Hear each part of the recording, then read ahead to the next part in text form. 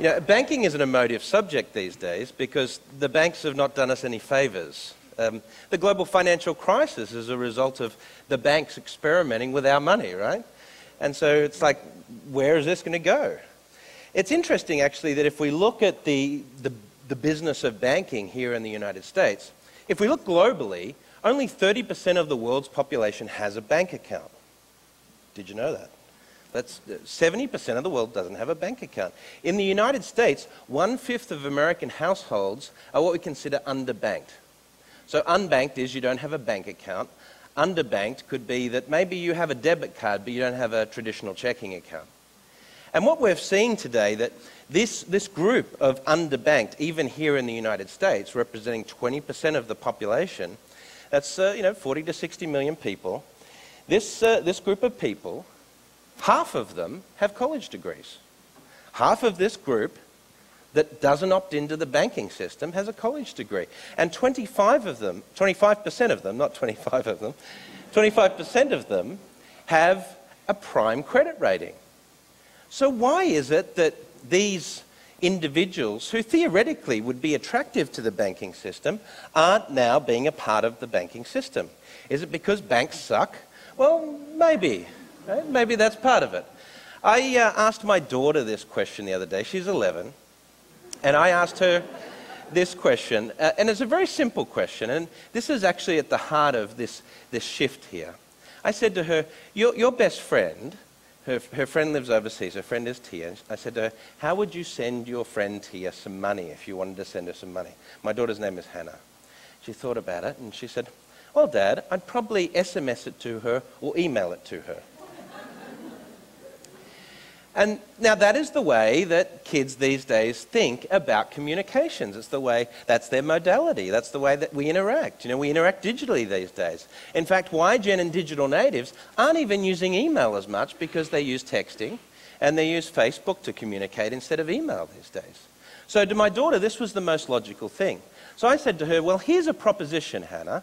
What about if I get a piece of paper for you and you write Tia's name on it? Then you write the amount of money that you were going to give her, and you send her that piece of paper in the mail, and then she can take it to a bank at the other end and get some money. And she said, don't be silly, Daddy. No one would ever do that. Now, this is a check, right? So when we go to sell someone a banking account today, we say, come and get a checkbook. And we say, hang on a second. Does that make a lot of sense in today's economy? This is M-Pesa in Kenya.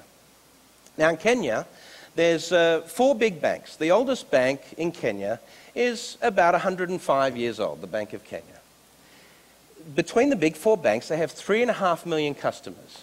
But the bulk of the Kenyan population doesn't live in the banking system. About 4 years ago, M-Pesa, which is a product produced by Safaricom, the telecommunications company, M-Pesa came along as a way to transfer money using your mobile phone. Pesa is the Swahili word for money, so it means mobile money.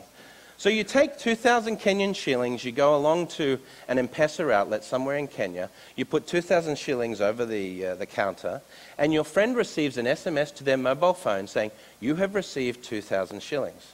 They can then take their phone to another M-Pesa outlet somewhere in Kenya and withdraw the money. Sounds a lot like a debit card, doesn't it? Right? Or a bank account. In fact, now what you can do is you can take your phone along to an ATM machine in Kenya, and you can put in your phone number into the ATM machine, you receive a PIN number to your phone, you then use that PIN number and you can withdraw cash out of your phone from the ATM. Pretty amazing. So here we are today in the United States. If I'm in Kenya, I can send money by SMS, and I can't do it in the United States. I have to use a check. Is there something wrong with this picture? This is why the banking system's changing. Now, why did I put this slide up? Well, let me tell you. In India today, there are more mobile phones than toilets. And very soon, in places like China, this is going to be the case. So if you want to include people in the banking system, how do you do it? Well, you don't use paper that can be flushed down the toilet. You use a mobile phone. because this is what people have access to, and it makes it simpler for us to interact. It makes it simpler for us to pay. You think, well, what about security? What about all of these issues? Well, actually, it turns out that this is far more secure than a piece of paper or a piece of plastic, because we have a number of things that are going on in this mobile phone. First of all, we have a number of security mechanisms built into the phone. And I don't know about you, but when I get out of a cab, the first thing I do is I look in the back of the seat and I check if I've left my phone on the chair, you know, because I'm paranoid about this. This is my life. So it makes sense that we start to think about this in a different way in terms of modality. But there's other things happening here. This is the stock chart for Apple computers over the last few years. They've now had 10 billion downloads through the iTunes store. They've had massive growth. People are camping out, waiting to get their iPad 2. When people walk out of the store with their new iPad, they're holding it up, they're taking photographs, they're telling their friends about it. This is just really exciting stuff, you know? So Apple doesn't have customers. Some people say Apple has fans. Now you think about this, sort of this relationship that Apple's building with their customers, and you think about the banking environment. When was the last time you saw someone camping outside of their bank? What's the difference here? But there's a modality shift. See, who would have thought 5 years ago, if I told you the second largest book publisher in the United States, or the book distributor in the United States would be Apple, you'd say I was crazy. If I told you the largest music reseller in the United States would be Apple, you'd say I was on drugs. But that's what it is today, due to this shift in modality around mobile devices. But it's not just Apple, Facebook. Look at the massive growth that's occurring in social media today. Is this a surprise to us? Well, no. This changes the way we interact. But it's not new behavior. We've always had social circles. We've always had friends. We've always gathered and talked about things. We've now just enabled this in a new way with technology. And then we have things like Groupon and Foursquare. Have you checked in today using Foursquare? If you don't know what I mean, then go and have a look. See what it means. Groupon recently turned down an offer from Google to purchase them. Guess how much it was? $6.2 billion. They said no. Why? Because Google, Foursquare, Apple, all of these companies have worked out that this is the future of interactions. This is where things are going to go. But the banks haven't quite worked that out yet. Because the first thing that you do, if you're a bank, when a customer walks in and says, I'd like to open a bank account, you give them a book full of pieces of paper. Wouldn't it be better to give them a mobile phone? That would make a lot more sense. Right?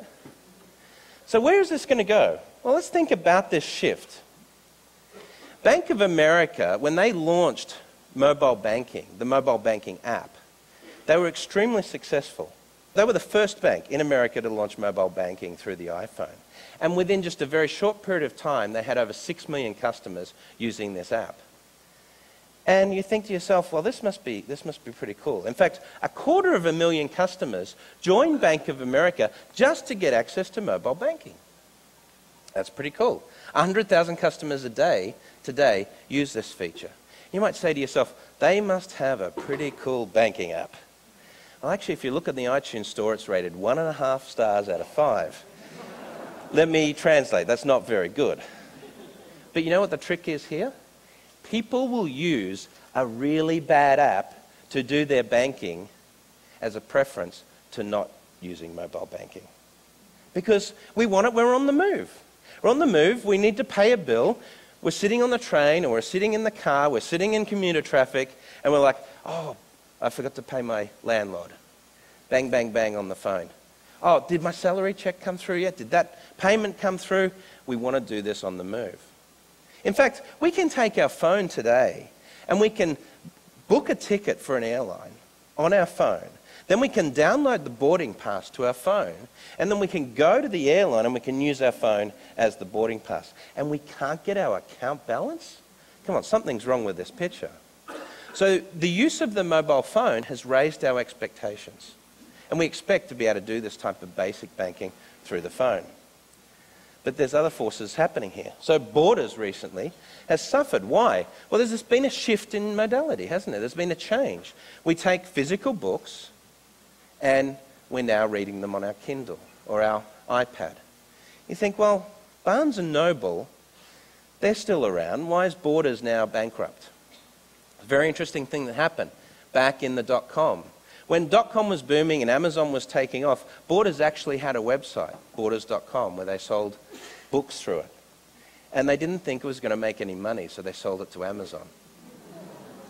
That's why Borders is bankrupt today, because they don't have an alternative revenue stream through the online channel. But there's other businesses that have suffered with this modality shift as well. Blockbuster. Blockbuster's out of business today. Why? Because now we're downloading our movies. We don't need to go and buy a physical piece of plastic to stick it in our DVD machine anymore. We can download it straight. This modality shift is occurring all around us.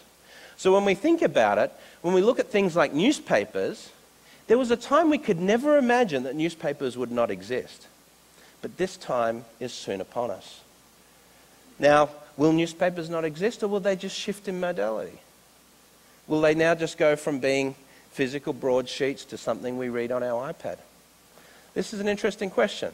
Let's have a think about this modality shift. Books have shifted from paper to Kindle, or from paper to iBooks, or ebooks, or iPad versions. And we have newspapers have shifted from paper to digital. But you know, part of the shift that's occurred here is now, if you look at YGen and digital natives, 60% of kids today get their news from Facebook. Do you know the number 2 news source in the United States? Number 1 is still New York Times. Do you know the number 2? Huffington Post. It's not a newspaper, it's a blog post. The number 3 source is the Jon Stewart Daily Show. It's true. Then CNN. And I can't tell you where Fox is, but... So now we're not reading actually news stories like we used to on a whole newspaper. We're picking out the stuff that we want to read. We're curating it. This is being filtered. So what's going to happen to checks? Well, checks are gone. It's just a matter of time. So, you know, we're going to take our phone and we're going to bump our phone to each other. If I owe you $50, I put $50 into my phone, I touch my phone to your phone, I just paid you. Your phone acted like a POS terminal, my phone acted like a credit card. No big deal. Why would we carry plastic around when we can use our phone to do the same thing? I asked a bunch of bankers this last week when I was in London presenting at a payments conference, and they said, we don't get what the big deal is with this.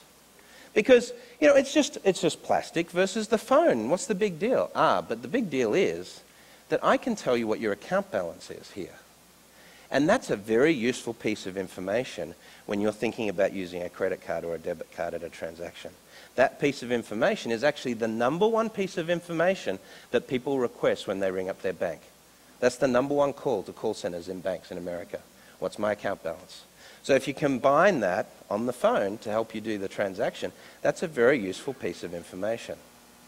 But if you think about, well, why are we replacing plastic? It works fine. Why are we replacing the checks? They've worked fine for years. You're missing the point. It's change of modality. So have a look at this. This is Square. You heard of Jack Dorsey? He's one of the founders of Twitter. He worked out there was 30 million businesses in the United States that didn't have access to credit cards. And he created this capability where you just stick a little plastic thing in the top of your iPhone, you download an app, and bang, you can go. This is now a terminal that accepts credit card payments. This is useful innovation. But why do we even need to have plastic? Have a look at this video. This is a simulation of the use of the new iPhone in a Visa payment scenario in the New York subway.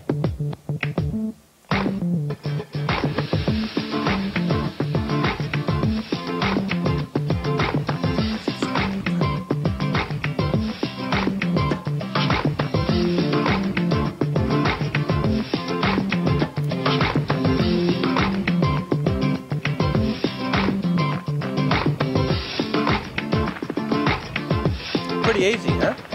Just take your phone, hold it up against a reader. Pretty easy. So if you think about that, that transaction using your mobile phone to make that payment takes about 6 seconds to fire up the app and hold it up against a reader like that. To take your physical credit card out takes about 9 seconds. To do the same transaction with cash can take anywhere from 15 to 30 seconds. So why would we use our phone? It's actually faster. But have a look at this simulation. This is done. This is a real live payment done in Starbucks a couple of weeks ago. Mobile payment in Starbucks. Have a look at how this works. I'll have a cappuccino with 1 pump of hazelnut. A frappuccino? Cappuccino with 1 pump of hazelnut. Grande. Now you know my Starbucks order.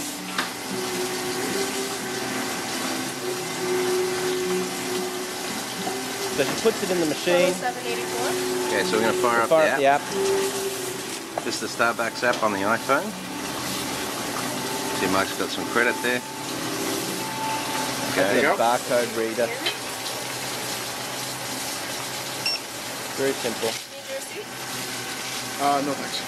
Okay. You see a discount That's for using the iPhone. And then we go back to the app. Now watch what happens to the balance of With a the really card. weird number. Yep, with a really weird number. And does it update that? There we go, it's updated the transaction. Your balance is updated.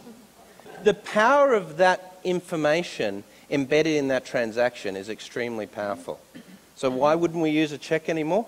This is a far more superior mechanism for doing this. So in the future, when we take our phone and we're looking at doing a transaction like this, buying a car, then it's going to be phone to phone. Why would we take a check, write a person's name on it, give that to the person, then they drive down the branch and they find a parking spot and they wait in line for 15 minutes and then they hand it over the counter just for a small processing fee? Why would we do that when we can do it with our mobile phone? See, that's the driver. It's behavior. It's modality. It's not we get attached to these physical things, but unfortunately, as part of this modality shift, the way we interact changes. Now, we don't really trust banks these days. This is actually on a corner in Hong Kong. We're protesting the Lehman Brothers fallout and what happened with some of the mini bonds there. But this feeling for banks is pretty common these days, right? But the problem is that banks, not only are they the way they try and do things, they think of innovation as new ways to screw customers over with fees, right? Let's hide these fees. What's happening at the moment is more and more people are opting out of the banking system because they don't have to be involved in the banking system.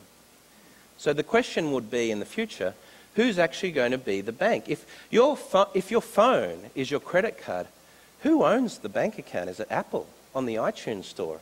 Is it Google? Or is it your bank? Well, it doesn't have to be your bank anymore. This is really interesting. And what we're seeing emerge as a result of these new thinkings is lots of different ways of banking. So a gap is opening up here. A gap between the banks and customers and the way customers behave. And we're seeing some amazing innovations occur in this space. And the young people sitting in this audience today, they don't get banking the way it used to be.